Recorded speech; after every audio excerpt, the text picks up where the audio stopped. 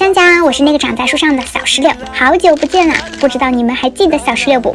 最近呢，看到一个奇特的捏捏泥做法，在粘土里呢加大量的刮胡泡，就可以得到一块蓬松的捏捏泥。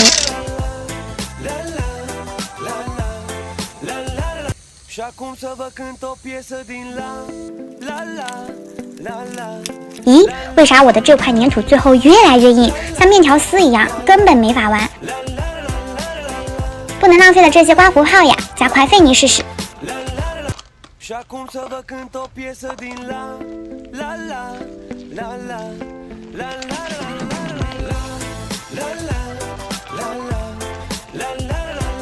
哎呀，居然意外的成功了，蓬松柔软，像块云朵。